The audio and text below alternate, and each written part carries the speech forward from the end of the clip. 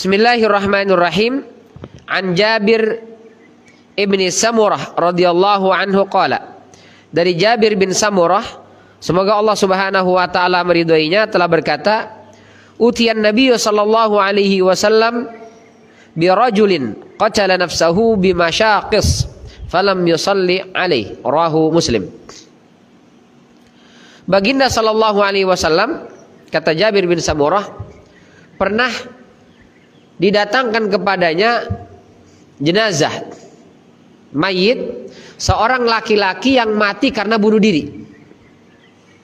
Ya Rasul, ini si fulan sudah meninggal, sudah kita mandikan, sudah kita kafani, maka berkenankah engkau menyolatinya? Siapa si fulan ini? Si fulan bin fulan. Kenapa dia meninggal? Bunuh diri. Kata Rasul sallallahu alaihi wasallam, kalau dia mati karena bunuh diri, ada menggunakan senjata semacam pisau gitulah. Lalu kata Rasulullah sallallahu alaihi wasallam, silahkan kalian solati jenazah ini, amma ana fala usalli alaihi. Adapun saya tidak mau menyolatinya. Yang tadi mengaku dosa, mengakui kesalahan sampai kemudian dirajam, mati karena dirajam, itu Rasul menyolati. Yang ini mati karena dia bunuh diri, maka Rasul sallallahu alaihi wasallam tidak mau menyolati laki-laki ini. Kenapa Rasul tidak mau menyolati? Pertama, karena sholat Rasul sallallahu alaihi wasallam adalah syafaat. Orang yang disolati oleh Rasulullah berarti Allah berikan syafaat kepadanya. Berarti orang ini akan selamat di hisab, selamat di alam kubur. Nah, dosa karena bunuh diri itu adalah perbuatan yang sangat luar biasa, dikecam oleh syariat agama kita. Maka Rasul sallallahu alaihi wasallam juga ikut mengecam perbuatan itu. Maka Rasul tidak mau menyolati. Karena kalau Rasul menyolati berarti orang ini aman nih.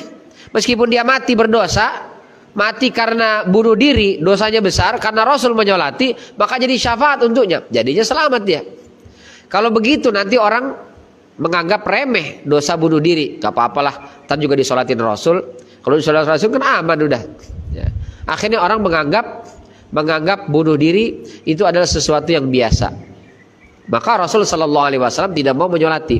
Kenapa? Karena bunuh diri ini dosa besar, di antara dosa-dosa besar yang dilarang oleh agama kita. Wala taqtulun nafsal lati haramallahu illa bil haq. Jangan kalian membunuh nyawa orang lain ataupun nyawa diri sendiri illa bil haq, kecuali dengan hak. Memang ada masyru', ada syariatnya. Seperti tadi merajam, itu bunuh orang juga. Tapi karena dia masyru', ada syariatnya, nggak apa-apa. Qisas misalnya, itu bunuh orang juga, nggak boleh. Tapi karena masyru', ada tuntunan syariatnya, boleh. Atau misalnya seorang wanita, nauzubillah min dzalik, melahirkan bayinya, menurut tim medis berbahaya. Ini kalau kita paksakan lahir bayi, ibunya bisa meninggal, misalnya kehabisan darah dan seterusnya. Maka kata dokter ahli mengatakan, di pilihannya bayi lahir selamat atau ibu selamat bayinya meninggal. Jadi bayi selamat lahir tapi ibunya meninggal, atau ibunya kita selamatkan bayinya meninggal. Pilihan berat ini. Ya. Maka kata suami atau keluarga, kami lebih memilih selamatkan ibunya. Gak apa-apa bayinya meninggal. Berarti akhirnya mati nih bayinya. Boleh apa enggak? Boleh, gak apa-apa. Karena itu memilih dua hal yang sama-sama berat madaratnya. Akhafud dararain, dipilih mana yang lebih ringan.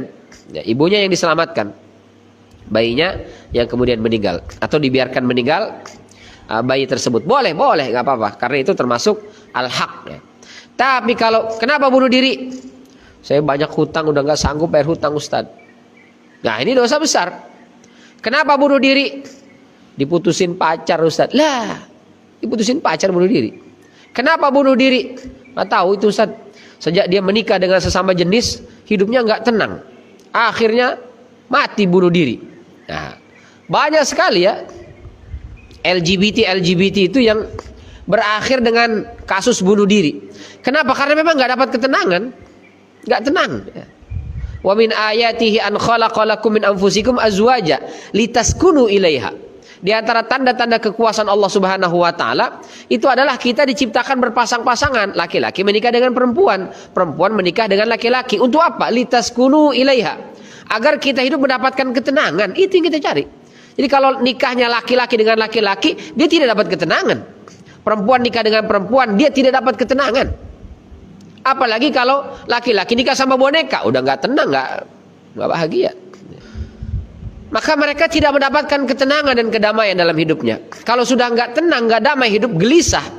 Kalau sudah gelisah, muncul hal-hal yang membuat dia takut menghadapi kehidupan. Cemas datang setiap hari. Perasaan was-was selalu menghantui. Akhir lama-lama dia stres. Setelah itu dia ambil jalan pintas, bunuhlah diri dia. Ini dosa besar. Gaya-gayaan aja itu, merasa keren menikah dengan sesama jenis ya. Merasa kami adalah orang-orang yang terlahir tidak memiliki kecenderungan nauzubillah min dzalik seksual seperti orang kebanyakan, dan kami juga punya hak untuk menyalurkan hasrat birahi kami kepada sesama jenis karena ini merupakan takdir Tuhan, katanya. La ilaha illallah. Dia menyelisih takdir Tuhan, maka akhirnya bunuh diri. Dosa besar. Sudahlah LGBT itu dosa, bunuh diri pula dosa besar. Nauzubillah min dzalik.